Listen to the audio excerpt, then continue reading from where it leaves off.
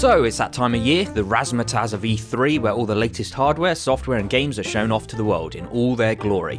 This year it kicked off with EA, which was great, if you like sports games and Star Wars.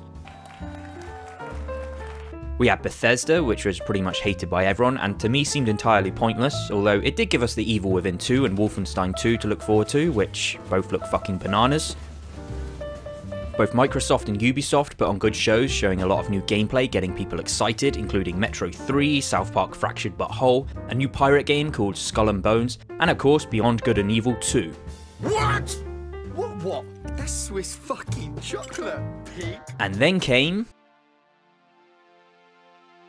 So once again, Sony kicked off the show with some live music people to introduce the latest trailer for Uncharted Lost Legacy. It appeared to have large open areas to explore, just like in Uncharted 4, and a story as good as anything else in the Uncharted universe. If I wasn't excited about getting to play as Chloe before, well, now I am. Horizon Zero Dawn's getting some DLC too, Frozen Winds coming later this year, so that's 2 games I'm now looking forward to dusting off my shelf and getting back into. And speaking of Horizon, Ben showed some more of their upcoming game, Days Gone, which looked a lot like Horizon, with all the sneaking around in tall grass and setting traps. Saying that, I cannot wait for this game, because rather than giant metal robot dinosaurs, you got zombies. A shit ton of zombies. They may be cliche by now, but here they look kind of unique. Kind of like in The Last of Us, where they're zombie-like creatures, but it's more about the story and the world than just trying not to get your brains eaten. It's all about the games. Monster Hunter World is something I know nothing about, but I do know it has a huge following around the world, especially in Japan, and the trailer looked pretty cool, so I'm happy about that.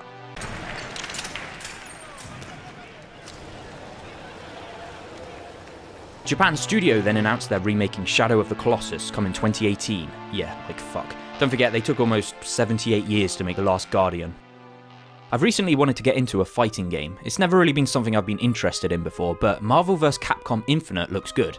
It seems to have a nice story, some great characters that I know, and the story demo can be downloaded right now, yeah! It's COD time. Now, I've not played a Call of Duty game since Black Ops 3, but this looks just what I need to get back into it. More grounded, realistic, gritty settings. Expect some COD content from me in the future. So next up was a collection of upcoming VR titles to look forward to. It seems that Supermassive Games is getting balls deep into them, and is getting more and more tempting to buy a headset as each new game is announced. Although I've got a question. Why do 2 of the games announced, Moss and Starchild, look like third-person side-scrollers?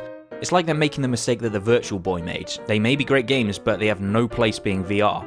Take a Mega Man game for example. Sure, it'd be cool on this stage to be able to look down and see the ground, but really, you only want to be watching what Mega Man's doing because that's where the action is. So having it on a TV works perfectly fine, making VR kind of unnecessary. So there was a little ripple of applause at the reveal of Kratos for God of War. Again, I'll be new to this series, but I have seen them being played a lot. They just didn't grab me enough to make me want to go out and buy them for myself. That is, until now. Kratos seems to now have a much deeper character. To be effective in combat, a warrior must not feel for his enemy.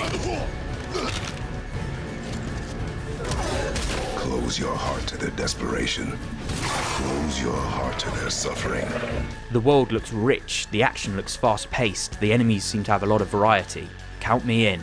I consider this a Rambo 4 of the God of War universe, where our action hero has matured and had time to reflect, but in the end, war is in your blood. When you're pushed, killing's as easy as breathing.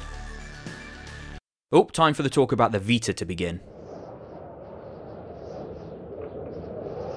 The problem with trailers to a David Cage game is that you can never tell what's gameplay and what's cutscene.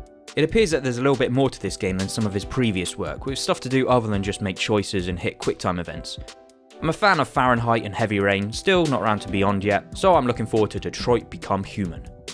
Destiny. Now, Destiny 2's got a much more serious trailer than we've had so far. I've got some awesome memories from the first game. In fact, it was the first game I ever reviewed, so I'm really looking forward to this one. Now, time for that and just one more thing moment, which is, of course, Spider-Man. How does he get his eyes to widen and narrow when he's in a suit?